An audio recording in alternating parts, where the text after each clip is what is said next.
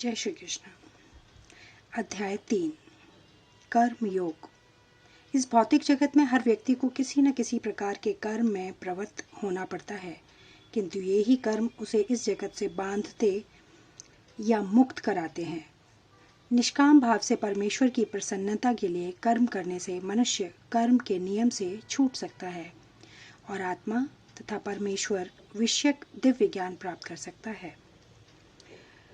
अध्याय 3 श्लोक 1। अर्जुन ने कहा, हे जनार्दन, हे केशव, यदि आप बुद्धि को सकाम कर्म से श्रेष्ठ समझते हैं तो फिर आप मुझे इस घोर युद्ध में क्यों लगाना चाहते हैं। तात्पर्य, श्री भगवान कृष्ण ने पिछले अध्याय में अपने घनिष्ठ मित्र अर्जुन को संसार के शोक सागर से उबारने के उद्देश्य से आत्मा के स्वरूप का विशद वर्णन किया है और आत्म साक्षात्कार के जिस मार्ग की संस्तुति की है वह है बुद्धि योग या कृष्ण भावनामृत। कभी कभी कृष्ण भावनामृत को भूल से जड़ता समझ लिया जाता है और ऐसी भ्रांत धारणा वाला मनुष्य भगवान कृष्ण के नाम जप द्वारा पूर्णतः कृष्ण भावना भावित होने के लिए प्राय एकांत स्थान में चला जाता है, किंतु कृष्ण भावनामृत दर्शन के प्रशिक्षित हुए बिना एकांत स्थान में कृष्ण नाम जाप करना ठीक नहीं। इससे अबोध जनता से केवल सस्ती प्रशंसा प्राप्त हो सकेगी। अर्जुन को भी कृष्ण भावनामृत का या बुद्धियोग ऐसा लगा मानो वह सक्रिय जीवन से संन्यास लेकर एकांत स्थान में तपस्या का भाव हो।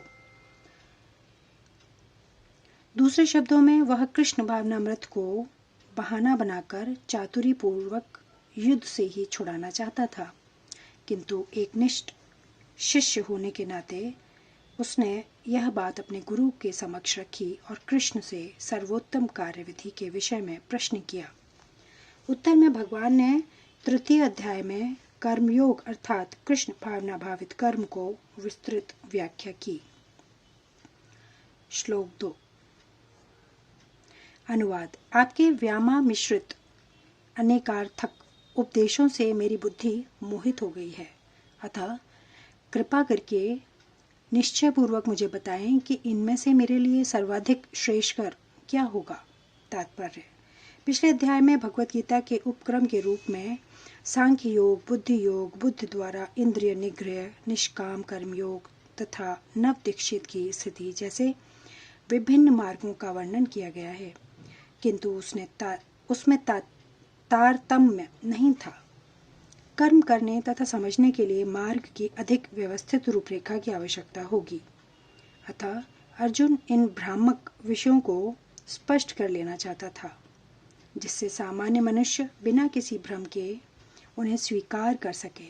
यद्यपि श्री कृष्ण वाक्चातुरी से अर्जुन को चकराना नहीं चाहते थे, किंतु अर्जुन यह नहीं समझ सका कि कृष्ण भावनामृत क्या है, जड़ता है या कि सक्रिय सेवा। दूसरे शब्दों में अपने प्रश्नों से वह उन समस्त शिष्यों के लिए जो भगवत गीता के रहस्य को समझना चाहते हैं कृष्ण भावनामृत का मार्ग प्रशस्त कर रहा है। श्लोक 3। अनुवाद। श्री भगवान ने कहा, हे निष्पाप अर्जुन, मैं पहले ही बता चुका हूँ कि आत्म साक्षात्कार का प्रयत्न करने वाले दो प्रकार के पुरुष होते हैं। कुछ इसे ज्ञान योग द्वारा समझने का प्रयत्न करते हैं तो कुछ भक्तिमय सेवा के द्वारा। तात्पर्य, द्वितीय अध्याय के 39वें श्लोक में भगवान ने दो प्रकार की पद्धतियों का उल्लेख किया है, सांख्य योग तथा कर्म योग या बुद्धि योग। इस श्लोक में इनकी और अधिक स्पष्ट विवेचना की गई है। सांख्य योग अथवा आत्मा तथा पदार्थ की प्रकृति का वैश्लेषिक अध्ययन उन लोगों के लिए है जो व्यवहारिक ज्ञान तथा दर्शन द्वारा वस्तुओं का चिंतन एवं मनन करना चाहते हैं। दूसरे प्रकार के लोग कृष्ण भावनामृत में कार्य करते हैं, जैसा कि द्वितीय अध्याय के 61वें श्लोक में बताया गया है। 39वें श्लोक में भी भगवान ने बताया है कि बुद्धि योग या कृष्ण भावनामृत के सिद्धांतों पर चलते हुए मनुष्य कर्म के बंधनों से छूट सकता है तथा इस पद्धति में कोई दोष नहीं है। 61वें श्लोक में इसी सिद्धांत को और अधिक स्पष्ट किया गया है कि बुद्धि योग पूर्णतः परब्रह्म पर आश्रित है और इस प्रकार से समस्त इंद्रियों को सरलता से वश में किया जा सकता है। अतः दोनों प्रकार के योग धर्म तथा दर्शन के रूप में अन्योन्याश्रित है। दर्शन विहीन धर्मात्र भावुकता का कभी कभी धर्मंता और धर्मंधता और धर्म विहीन दर्शन मानसिक ऊहापोह है। अंतिम लक्ष्य तो श्री कृष्ण है, क्योंकि जो दार्शनिक जन परम सत्य की खोज करते रहते हैं वे अंततः कृष्ण भावनामृत को प्राप्त होते हैं। इसका भी उल्लेख भगवद गीता में मिलता है। संपूर्ण पद्धति का उद्देश्य परमात्मा के संबंध में अपनी वास्तविक स्थिति को समझ लेना है। इसकी अप्रत्यक्ष पद्धति दार्शनिक चिंतन है, जिसके द्वारा क्रम से कृष्ण भावनामृत तक पहुंचा जा सकता है। प्रत्यक्ष पद्धति में कृष्ण भावनामृत में ही प्रत्येक वस्तु से अपना संबंध जोड़ना होता है। इन दोनों में से कृष्ण भावनामृत का मार्ग श्रेष्ठ है, क्योंकि इसमें दार्शनिक पद्धति द्वारा इंद्रियों को विमल नहीं करना होता। कृष्ण भावनामृत स्वयं ही शुद्ध करने वाली प्रक्रिया है और भक्ति की प्रत्यक्ष विधि सरल तथा दिव्य होती है। श्लोक 4। अनुवाद। न तो कर्म से विमुख होकर कोई कर्मफल से छुटकारा पा सकता है और न केवल संन्यास से सिद्धि प्राप्त की जा सकती है। तात्पर्य। भौतिकवादी मनुष्यों के हृदयों को विमल करने के लिए जिन कर्मों का विधान किया गया है, उनके द्वारा शुद्ध हुआ मनुष्य ही संन्यास ग्रहण कर सकता है। शुद्धि के बिना अनायास संन्यास ग्रहण करने से सफलता नहीं मिल पाती। ज्ञान योगियों के अनुसार संन्यास ग्रहण करने अथवा सकाम कर्म से विरक्त होने से ही मनुष्य नारायण के समान हो जाता है। किंतु भगवान कृष्ण इस मत का अनुमोदन नहीं करते। हृदय की शुद्धि के बिना संन्यास सामाजिक व्यवस्था में उत्पाद उत्पन्न करता है। दूसरी ओर यदि कोई नियत कर्मों को न करके भी भगवान को दिव्य सेवा करता है, तो वह उस मार्ग में जो कुछ भी उन्नति करता है उसे भगवान स्वीकार कर लेते हैं।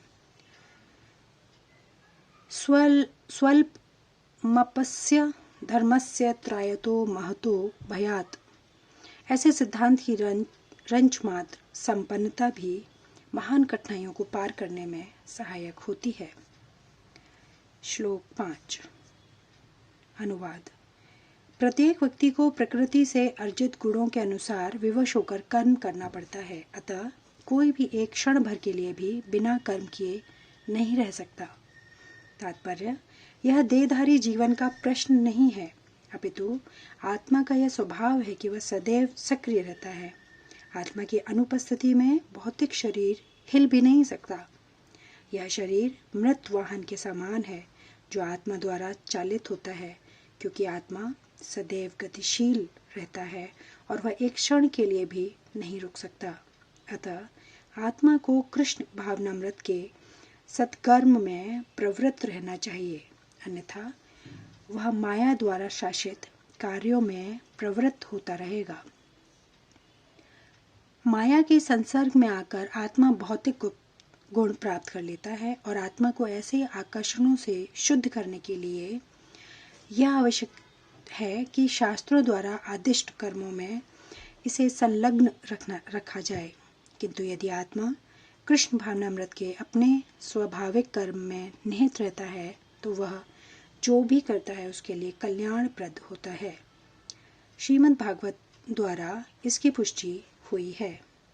यदि कोई कृष्ण भावनामृत अंगीकार कर लेता है, तो भले ही वह शास्त्रानुमोदित कर्मों को न करे अथवा ठीक से भक्ति न करे, और चाहे वह पतित भी हो जाए, तो इसमें उसकी हानि या बुराई नहीं होगी। किंतु यदि वह शास्त्रानुमोदित सारे कार्य करे और कृष्ण भावना भावित न हो, तो ये सारे कार्य उसके किस लाभ के। अतः कृष्ण भावनामृत के इस स्तर पर पहुंचने के लिए शुद्धिकरण की प्रक्रिया आवश्यक है। अतएव संन्यास या कोई भी शुद्धिकारी पद्धति कृष्ण भावनामृत के चरम लक्ष्य तक पहुंचने में सहायता देने के लिए है, क्योंकि उसके बिना सब कुछ व्यर्थ है। अध्याय 3 का श्लोक 6 के आगे का वर्णन अगले वीडियो में। धन्यवाद। जय श्री कृष्ण।